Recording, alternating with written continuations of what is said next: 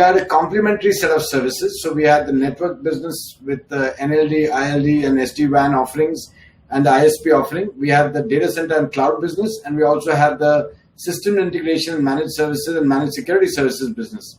So these kind of cover an end-to-end spectrum for our over 3,500 corporate clients. When the government, Vajpayee government at that time announced the privatization of the internet, that's when I decided to do something where I could use internet for businesses. At that time, everybody was looking at internet for retail subscribers. People's valuations were dependent on how many eyeballs and how many subscribers they had. And nobody was really targeting businesses, right? So that's when I thought of doing this. I would say from 2001 to 2007, we were a single data center. We had a single data center in Mumbai, right? Which is about a 5,000-6,000 square foot. Today, we have more than 1.5 million. We're doubling that to 3 million in 18 to 24 months. And, we're from being such a small player, we're now India's largest player. So I think if that self-belief, fundamentally, if the business fundamentals are strong and you believe in the business, and, I think that's the key advice I would give to budding entrepreneurs. Yeah. Sharad, and I just want to dig a little bit into, you mentioned till 2007, you were a single data center company. And then you kept expanding across cities. And now you've got, I think, 9 locations at the moment, if I remember correctly. And I'm sure they'll expand even more. Right? Yeah. So we have 10 data centers in four cities, but we have offices in multiple cities, correct? Yeah. Of course, offices much more. So 10, not 9. So my question was actually, when you look back at the last decade, especially, there were 2 clear chapters. One was the expansion of NetMagic from being a single city, single location company to, multiple location company. And then the second chapter was the acquisition by NTT, which we'll come to. But I just want to get you to opine a little bit, maybe take a couple of minutes and tell us, when you look back to those days, when you went into growth mode, and multi-locations, multiple cultures into the company, different states. How did you find yourself changing as a leader? What were the 2 or 3 things that you were doing differently then? So I think one, and that's a great question, Jaideep. One of the key things was, constantly communicating, right? We had to, so the initial employees that we hired, right, in each of these locations, the leaders that we hired in these locations, I made sure that they were first of all, that their thinking was similar. So I spent a lot of time in looking at, their overall thinking, not only just on their skills, but also on, how they were a cultural fit. Also the fact that they could take initiative, because I knew that in Bombay, which is our headquarters, the entire senior management is present, and, we'll always be, I'm there and others are there all the time for people to, kind of help teams. And it's not the same when you're remote, although now COVID times have taught us that it doesn't matter where you are, but obviously the thinking at that time was different. So I think a lot of emphasis on the ability to be, the initial employees were super motivated. They were people who took a lot of initiative. There was constant communication. We still do, at that time it was more frequent, but now we do an all hands meet every month. In fact, we have one later today. And so it was the constant communication, the constant visits. We made sure that senior management visited these places. They were never felt there were awards given. They never felt that they were like a step child or something like that. We made sure that they were included in all key decisions. They were the senior teams in these locations. They were very integral part. We did this thing we call as a family day, where we did family day we have these annual cricket matches, which we've been having for many years now, and we made sure that there was complete inclusion from all cities, even if it meant flying down people or us flying down there or whatever. So I think the communication being constant communication, constant reiteration of values. Right, and the real benefit I got was that the initial employees of these locations were people who were super motivated, super charged, and took a lot of initiative. So really credit to them. Interesting. Okay. It's very interesting, Sharad. I've always said this to my friends in business school. all of us used to focus on strategy, finance, marketing. And when the organization behavior class used to come along, then everyone would find a reason to try and bunk it. 20, 30 years later, you realize that was actually the only class that counted. Right? So I've observed this with, leader after leader who I've had the pleasure of interviewing, that the conversation is always about how do I keep my people motivated, how do we retain our best talent, how do we attract the best talent. And this is even pre-COVID, by the way, right? No one sits and talks about the 8-hour-long strategy sessions they did, or how good they are at manipulating spreadsheets, or the ROI numbers they're looking at, and so on.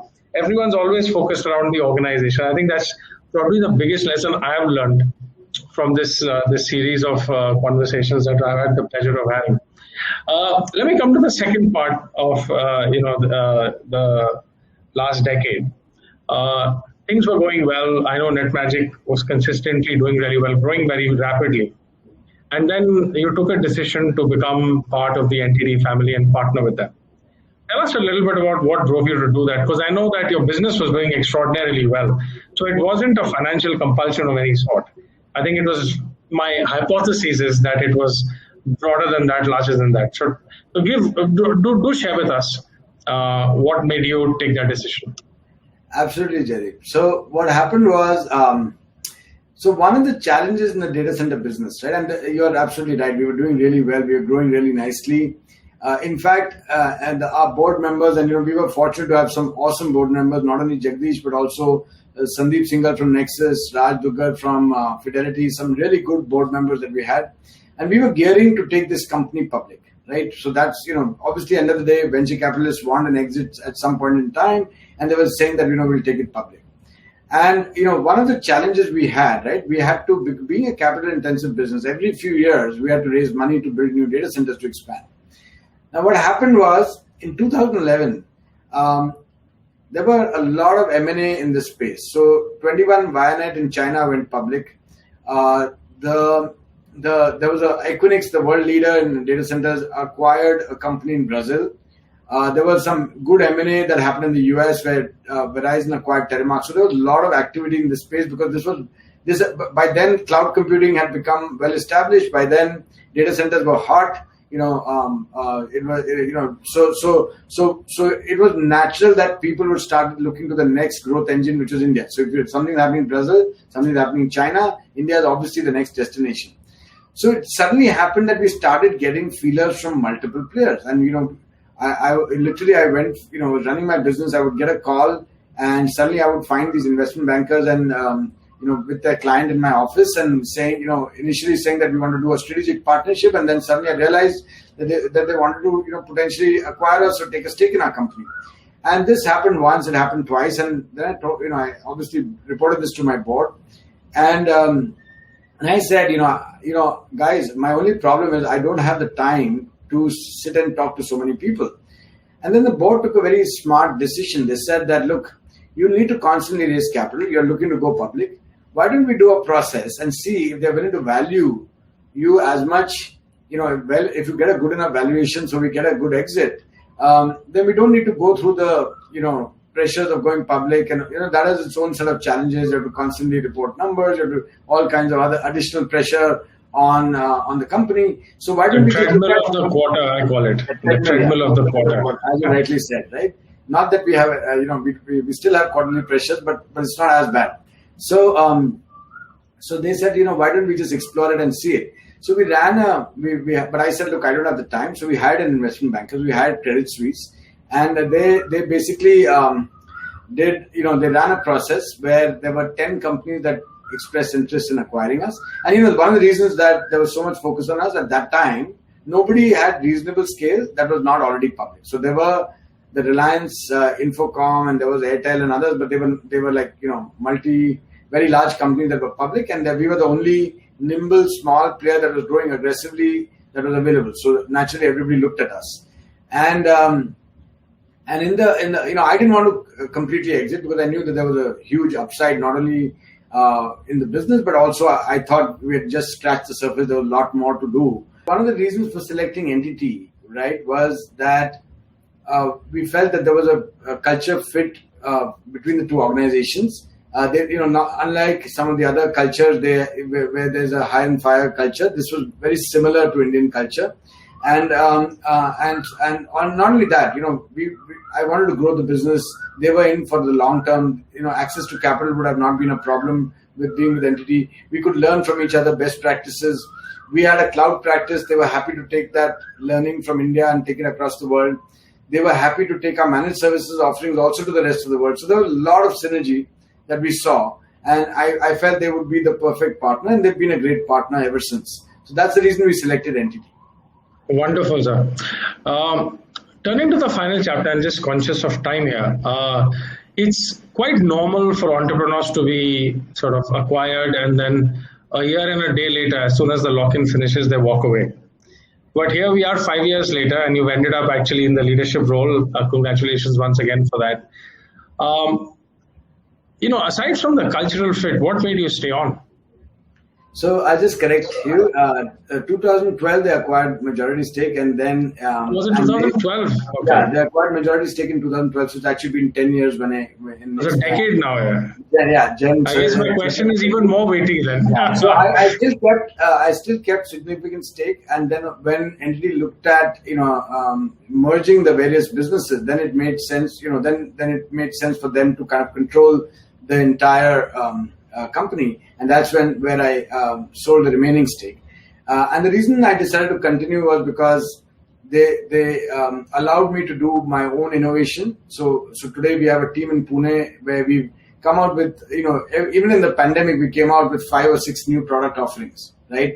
And the beauty is that whatever we do in India, we share, we try to align with the global strategy of NTT, and we can share our knowledge there. We get to learn from them. We get to share them. So there's a lot of satisfaction that my team and I get in be able to creating products and services that can be used across the world, right? Across the world.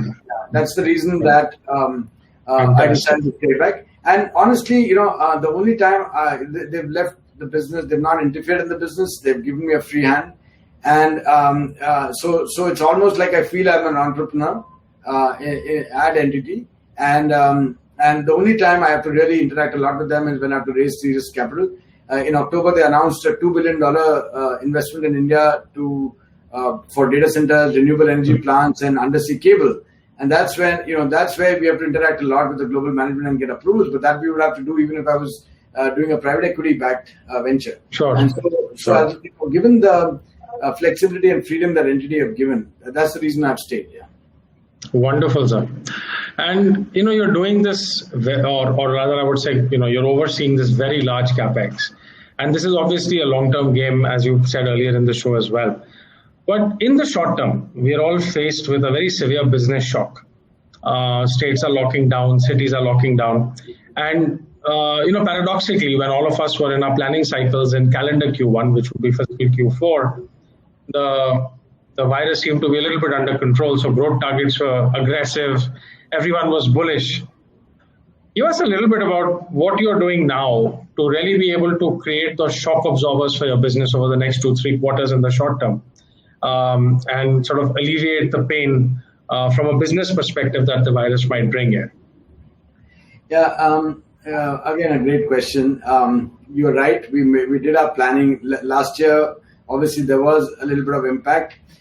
In our case, actually, the business, we were fortunate that we're in a sector that actually some portion of our business actually grew during the pandemic. So whether it is the cloud business, whether it's the security business, but there was some impact. For example, in the first quarter of last year, construction was stopped, right? So we had 3 data centers under construction. One was nearing completion that got delayed by a couple of months, and therefore we lost revenue for a couple of months.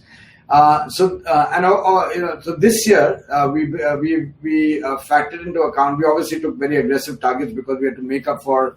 We still grew very healthily, but we didn't grow as much as we wanted to. And so this year we obviously took a little bit more aggressive targets. I think fundamentally this time around, I think even the governments when they're locking down, right? They're not locking down. A, we are in essential services, so we're not completely locked down. B, the on-site construction is allowed, so our construction activity is right now not impacted. And and we've also understood, right, that we have to be careful. One of the benefits of the merger, right, was that we stopped new recruitment, because we said that, look, we want to first fully ensure that our existing team gets all the opportunities that there are, and we knew that we are growing. So rather than cutting jobs last year, what we focused was on repurposing our staff so that we could, hire within rather than look outside.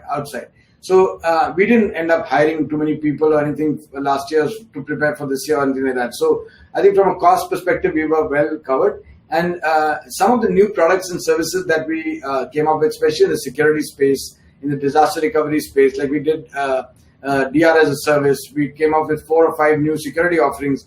They're already starting to see results, right? We developed them during the pandemic, we're already seeing results. And some of the data center construction activities, now they're coming to closure. And so there are a huge order backlog that we have. A lot of servers could not be shipped. And so there's a huge backlog. So I believe we will be able to meet our this year's target because of the sheer backlog, not only in orders that we have, but also in customer spend, right? Last year, a lot of people kind of looked at controlling costs. I believe that. And I believe as vaccinations take on, so maybe there may be a little bit of slowness compared to what we had assumed in the first quarter, but I believe post that we should be. Wonderful, sir. Wonderful. Let me turn the page now, Sharad, and in closing ask you, I know you're a very hardcore IPL fan and a cricket fan. And you mentioned earlier how you've been using cricket as a way to also, keep your folks engaged and entertained. What's your prediction for the IPL this year? Who's going to win it, you think? Always Mumbai Indians. Always am I. Okay. Offline, we'll talk about the wager we're going to have on Delhi Capitals versus Mumbai Indians. But do you get time these days to play the tabla at all? I know you're a musician of sorts as well. Actually, in the pandemic, I ended up playing a lot more than I did earlier, because obviously at home a lot more. And so I ended up playing a lot more. So, love playing the tabla, listening to music, watching IPL now. And then I used to run a lot. Now I run only within within our building campus, but not outside. And so getting a lot more time with hobbies, a lot of reading that I didn't get a chance to do earlier. So super. Well, Sharad, it's been an absolutely wonderful conversation. And I'd like to thank you for taking time out to join us here at the Corner Office Conversations. So, ladies and gentlemen, Sharad Sanghi, entrepreneur, manager, leader, cricket buff, technologist, and tabla player. Please join me in thanking him for taking time out for us. And I'll be back soon with a new episode of the Corner Office Conversations with you. Thank you, Jay. Thank you, sir.